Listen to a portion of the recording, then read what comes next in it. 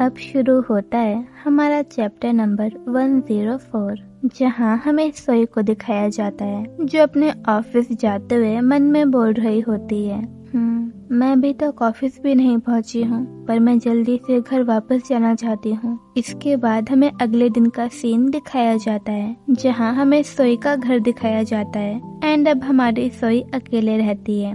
Then scene shift होता है सोई पर जो अपने बालों में कंघी कर रही होती है एंड देन हमें वेदर रिपोर्ट दिखाई जाती है जिसे सोई देख रही होती है। आज सोल में ठंड की लहर आने वाली है जो कि विंटर के शुरू होने का सिग्नल देगी। हालांकि दिन के टाइम टेम्परेचर 11 डिग्री सेल्सियस तक रहेगा, लेकिन वहीं रात में सर्दी बहुत ज्यादा होगी और अनुमान लगाया जा रहा है कि टेम्परेचर 3 डिग्री सेल्सियस तक भी गिर सकता है। सोई वेदर रिपोर्ट देखते हुए तैयार होने लगती है। अच्छा रहेगा अगर आप घर से एक वार्म कोट, हैट और ग्लव्स पहनकर निकलें, क्योंकि अब सर्दियां आ चुकी हैं, तो आपको अपनी हेल्थ का अच्छा ध्यान रखना चाहिए। तो ये थी आज की वेदर रिपोर्ट। इसे सुनने के लिए आपका बहुत बहुत शुक्रिया। इसके बाद हमें अगला सीन दिखाया जाता है जहाँ सोई क्लोजेट में अपना स्कार्फ ढूंढ रही होती है। मैंने अपना स्कार्फ कहाँ रखा था? तभी सोई की नजर कुछ बॉक्सेस पर जाती है जो कि क्लोजेट की ऊपर वाली शेल्फ में रखे हुए होते हैं एंड सोई को लगता है कि शायद उसने स्कार्फ उस बॉक्स में रख दिया था और इसीलिए सोई उसे निकाल कर देखने लगती है। लेकिन जब सोई वो बॉक्स खोलती है तो उसमें स्कार्फ नहीं होता, बल्कि उसमें होती हैं सोई की हाई स्कूल की मेमोरीज, जैसे फोटो एल्बम, जेली पॉप, यूनियॉक और द्वावा के साथ वाली फोटो, विशिंग ब्रेसलेट एटसेट्रा। तभी हमें बैकग्राउंड में सोई की वॉइस आती है जहाँ सोई बोल रही होती है, एक टाइम था जब मैं सोचती थी कि क्या कभी ऐसा दिन आएगा जब मैं इन चीजों को देखकर रोऊंगी नहीं, लेकिन वक्त अपने आप गुजर गया और वो यादें अब दफन हो चुकी हैं। एंड देन सीन शिफ्ट होता है सोई पर जो बिना कुछ रिएक्ट किए बॉक्स को बंद करने लगती है और बोलती है, ओह ये वाला बॉक्स नहीं है। और सोई दूसरा बॉक्स खोलकर देखने लगती है एंड दूसरे वाले बॉक्स में सोई को अपना स्कार्फ मिल जाता है।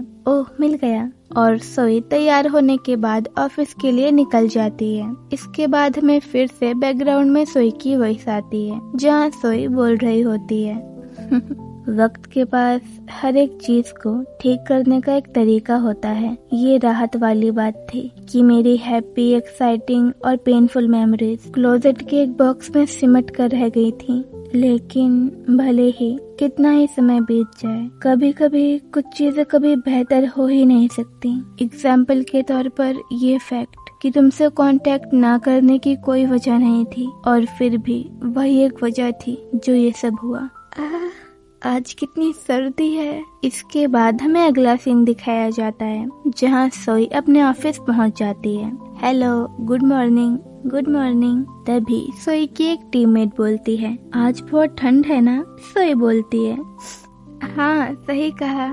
इस लड़की का नाम है मिंजू सियो और एक क्रिएटिव टीम 2S की कॉपीराइटर है और सोई भी इसी टीम में है। तभी सोई आगे बोलती है, लगता है कल से मुझे अपना मोटा वाला कोट पहनकर आना पड़ेगा, अचानक से सर्दी बहुत बढ़ गई है। तभी सीन शिफ्ट होता है क्रिएटिव टीम 2S के आर्ट डायरेक्टर जुन सियोंग बैन पर जो बोल रहा होता है, हमारी आज की मीटिंग आधे घंटे बाद शुरू होगी, मैनेजर ट्रैफिक में फंस गई हैं। तभी हमें बैकग्राउंड में सोई की वॉइस आती है जहाँ सोई बोल रही होती है, 3 साल पहले मुझे KDD प्लानिंग नाम की एक एड एजेंसी में जॉब मिल गई थी। KDD प्लानिंग अपने आप में ही एक बहुत बड़ी कंपनी है और वो सभी एड एजेंसीज में हमेशा टॉप 5 के अंडर ही आती है और क्रिएटिव टीम की 3rd ईयर डिजाइनर होने के नाते मैं अपने स्किल्स और टैलेंट को लगातार प्रूव कर रही हूँ। देन सीन शिफ्ट होता है मीटिंग रूम पर जहाँ मैनेजर परेशान होकर बोल रही होती हैं,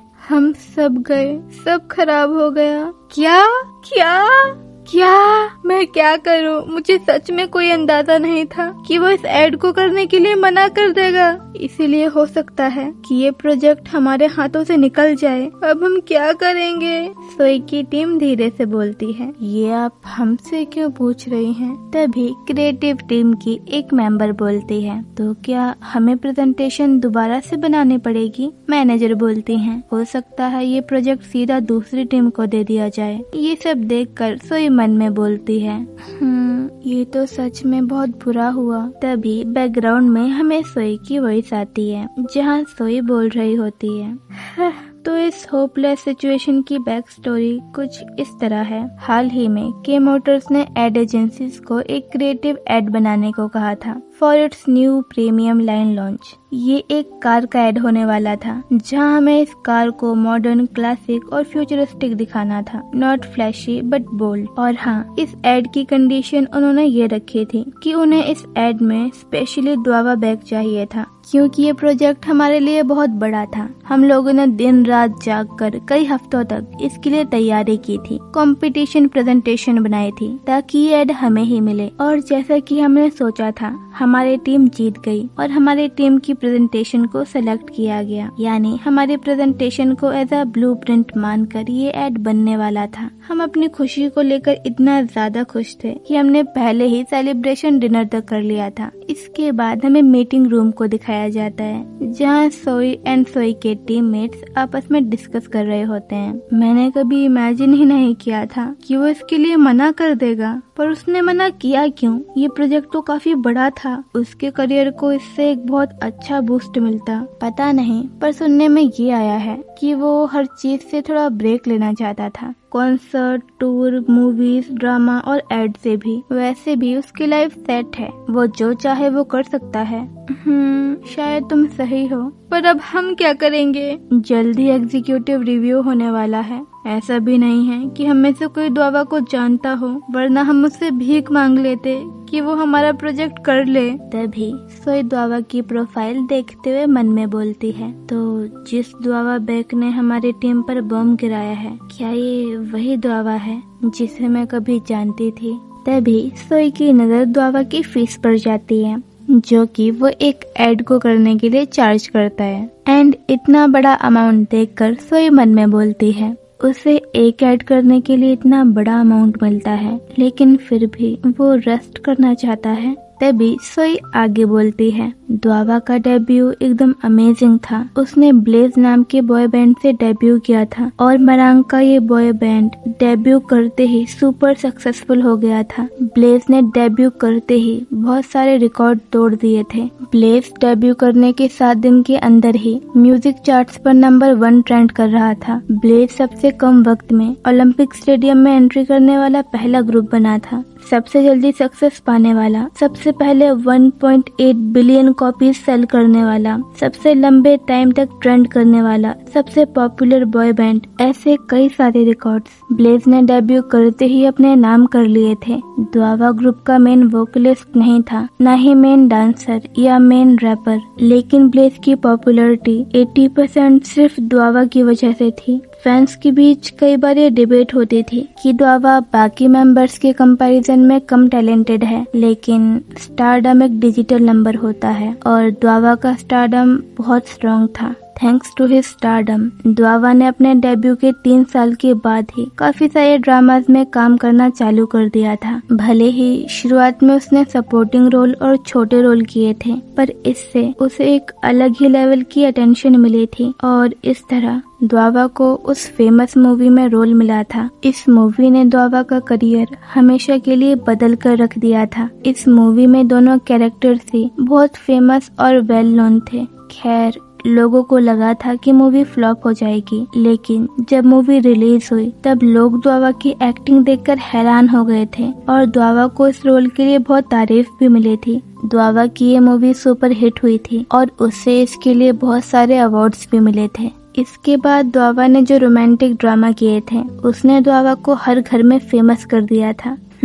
कोरिया में शायद ही कोई होगा जिसने द्वावा का वो शो ना देखा हो। इसके बाद द्वावा ने 2 और ड्रामा किए थे जो कि सुपर हिट हुए थे और ये सब सक्सेसफुल प्रोजेक्ट उसे टॉप एक्टर की लिस्ट में डालते हैं। द्वावा को पहले फोटो क्लिक करवाना पसंद नहीं था, लेकिन अब शायद पूरे देश में वही होगा जिसकी सबसे ज्यादा पिक्चर्स क्लिक होती हैं। वो वक्त जब हम दोस्त हुआ करते थे अब बस एक धुंधली मेमोरी बन चुकी है, और अब मैं उसे बस एक कमोडिटी की तरह देखती हूँ। वो कमोडिटी जिसने हमारे प्रोजेक्ट को रिजेक्ट कर दिया, और क्योंकि वो इतना फेमस है इसलिए आज भी मुझे उसका चेहरा बहुत अच्छे से याद है। तभी सीन शिफ्ट होता है सोई के एक टीममेट पर, जो बोल रहा होता है, तो क्या अब हमें सुनियोम, जियोंग और जुनह्योंग पर शिफ्ट करना चाहिए, पर शायद ये प्लान अब काम नहीं करेगा। आई एम नॉट श्योर, पर जो ये 3 नाम हैं वो शायद द्वावा के ग्रुप मेंबर्स के हैं, यानी कि ब्लेज के जो 3 अदर मेंबर्स हैं ये उनके नाम हैं। आई मीन हो सकते हैं। एनीवेज, तो बेसिकली इस मेंबर का ये कहना होता है कि अगर वो द्वावा को साइन नहीं कर पाए इस प्रोजेक्ट के लिए तो वो ब्लेज के जो दूसरे मेंबर्स हैं उनको ले लेते हैं। बट देन इसे याद आता है कि के मोटर्स को स्पेशली द्वावा ही चाहिए उनकी एड के लिए। सो एनीवेज, सीन शिफ्ट होता है सोई पर, जो द्वावा की फोटो देखते हुए मन में बोल रही होती है, शायद मेरे पूरे दिन में मैं अपने चेहरे की जगह द्वावा का चेहरा ज्यादा देखती हूँ, क्योंकि वो हर जगह है, टीवी, यूट्यूब एड्स, पोस्टर और अब मेरे काम में भी। एंड देन हमें दूसरे टीममेट को दिखाया जाता है जो उस लड़के का प्लान सुनकर बोल रही होती है, बिल्कुल नहीं। ये लड़की आगे बोलती है, कितना फनी है ना, हम कितने अजीब सिचुएशन में फंस गए हैं। हमें वो म्यूजिक डायरेक्टर मिल गए हैं जिनका हमें लगा था कि वो हमारे साथ काम ही नहीं करेंगे, लेकिन द्वावा बैग जिसकी हमें कोई चिंता नहीं थी, जिसका हमें लगा था कि वो इजीली मान जाएगा, वो हमें परेशान कर रहा है। तभी मैनेजर एकदम परेशान होकर बोलती है, क्या सच में द्वावा ये नहीं करेगा? क्या उसे हाँ बुलवाने का अब कोई रास्ता नहीं है? ये हमारी टीम के लिए बहुत बड़ी बेइज्जती होगी। हाँ, हमारे मरांग में कुछ कनेक्शंस हैं, लेकिन हाँ मैम, आजकल मरांग थोड़ा वियर्ड वे में बिहेव कर रहा है ना। हाँ, इस बारे में मैंने भी सुना है। काफी सारे मरांग के फेमस सेलेब्स मरांग ने दोबारा रिसाइन नहीं किए, और हाँ, मरांग ने अपने काफी सारे आइडल्स का डेब्यू भी पेंडिंग कर रखा है 1-2 साल से। इसका मतलब हमें हार मान लेनी चाहिए। अरे हाँ सोई, तुम्हें याद है तुमने एक बार कहा था कि तुमने अपना हाई स्कूल जीवन हाई स्कूल से कंप्लीट किया है। द्वावा ने भी अपनी फर्स्ट ईयर और सेकंड ईयर जीवन हाई स्कूल से की थी। क्या तुम दोनों क्लासमेट्स थे? क्या सोई, क्या ये सच है? वो लेडी आगे बोलती है, हाँ ये हो सकता है, तुम दोनों की एज भी सेम है, इसीलिए पक्का तुम एक दूसरे को जानते होंगे। सोई प्लीज मान जाओ, हमारी टीम की किस्मत अब तुम्हारे हाथों में है। इसके बाद हमें बैकग्राउंड में सोई की वॉइस आती है, जहाँ सोई बोल रही होती है कुछ इस तरह, इतना बड़ा मिशन मुझे सौंप दिया गया, इस बात को अब 1 वीक हो चुका है। मैं इस महंगे बार में 1 वीक से आ रही हूँ, क्योंकि मैंने सुना था कि द्वावा यहाँ पर अक्सर आता है। इसके बाद हमें सोई को दिखाया जाता है, जो मन में बोल रही होती है, मुझे लगा था द्वावा यहाँ अक्सर आता होगा। क्या वो बस कोई रूमर थी, क्योंकि मैंने उसे अभी तक एक बार भी नहीं देखा। लेकिन अगर गलती से मैं उससे मिल भी जाऊं तो मैं उसे क्या कहूंगी। इसके बाद हमें सोई की इमेजिनेशन दिखाई जाती है, जहां वो द्वावा के दिखने पर सीधा उसके पास जाती है और बोलती है, OMG द्वावा, कितने दिनों बाद मिले, क्या मैं तुम्हें याद हूँ?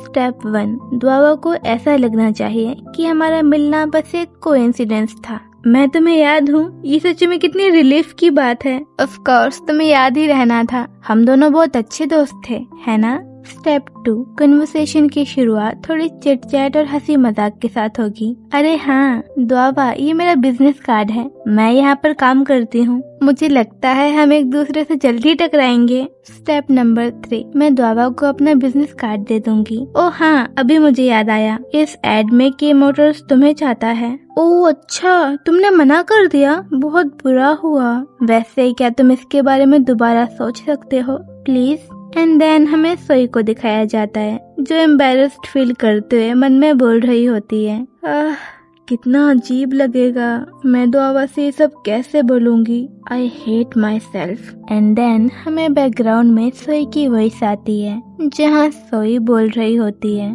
और तो और मैंने 10 सालों से उसे देखा तक नहीं है, 10 साल काफी लंबा समय होता है। क्या हो कि दुआ मुझे पहचानने से ही मना कर दे। तुम कौन हो? अगर ऐसा हुआ तो मुझे बहुत शर्म आएगी और मुझे लगेगा कि मैं कहीं जाकर डूब के मर जाऊं। एंड तभी सोई की नजर 2 लड़कियों पर जाती है जो आपस में बातें कर रही होती हैं। अरे लास्ट टाइम तुमने पे किया था ना, इसलिए आज मैं पे करूंगी, ओके। एंड तभी सोई को दिखता है दुआवा जो अकेले बैठकर ड्रिंक कर रहा होता है।